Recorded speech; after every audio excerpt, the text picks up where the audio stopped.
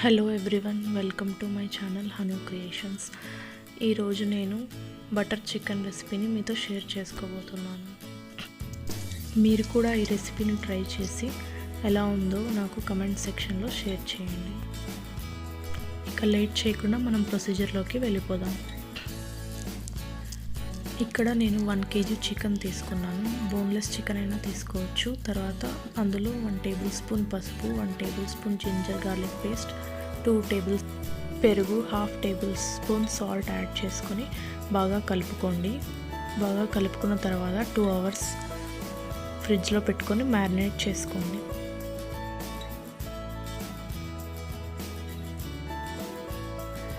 తర్వాత stove on చేసుకొని ఒక ప్యాన్ తీసుకోండి. అందులో 1 టేబుల్ స్పూన్ ఆయిల్ యాడ్ చేయండి. 1 టేబుల్ స్పూన్ జీలకర్ర యాడ్ చేయండి. తర్వాత సన్నగా తరిగిన ఒక పెద్ద ఉల్లిపాయని యాడ్ చేయండి. ఒక 2 minutes ఫ్రై చేయండి. తర్వాత సన్నగా తరిగిన ఒక పెద్ద టొమాటోని యాడ్ చేయండి.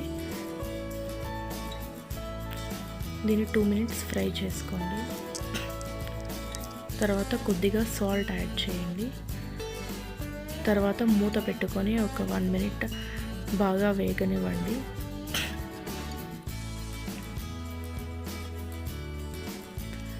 ఇవన్నీ బాగా వేగిన తర్వాత ఒక మిక్సీ జార్ తీసుకొని ఇవన్నీ అందులో వేసుకొని ఫైన్ పేస్ట్ లాగా గ్రైండ్ చేసుకోండి.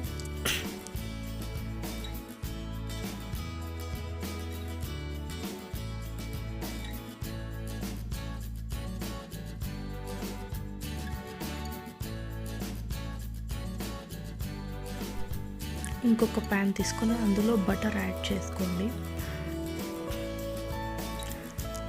అది కరిగిన తర్వాత మనం మ్యారినేట్ చేసి పెట్టుకున్న చికెన్ని అందులో యాడ్ చేయండి.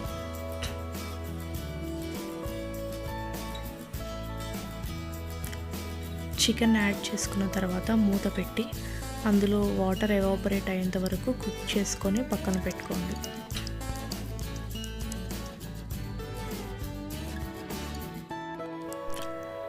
తర్వాత ఒక ప్యాన్ పెట్టుకొని 1 టేబుల్ స్పూన్ ఆయిల్ యాడ్ చేయండి. అలాగే గ్రైండ్ చేసుకున్న పేస్ట్ని అందులో యాడ్ చేయండి. బాగా కలుపుకున్న తర్వాత 1 టేబుల్ స్పూన్ జింజర్ గార్లిక్ పేస్ట్ని యాడ్ చేయండి. జింజర్ గార్లిక్ పేస్ట్ పచ్చివాసన పోయిన తర్వాత 1 టేబుల్ స్పూన్ కారం యాడ్ చేసుకోండి.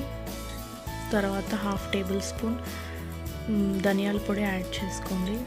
తర్వాత 1/2 టేబుల్ స్పూన్ గరం మసాలాని యాడ్ చేసుకొని బాగా మిక్స్ చేసుకోండి.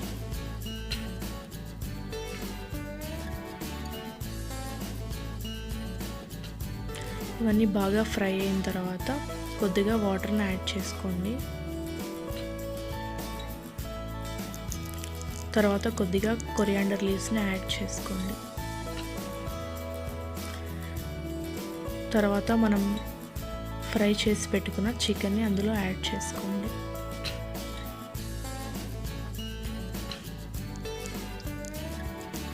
తర్వాత మనం గ్రేవీ ఎక్కువ కావాలనుకుంటే అందులో వాటర్ని యాడ్ చేసుకోండి.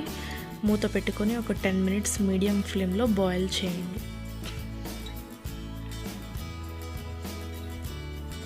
ఫైనల్గా సన్నగా తరిగిన కొత్తిమీరని యాడ్ చేసుకొని సర్వ్ చేసుకోండి.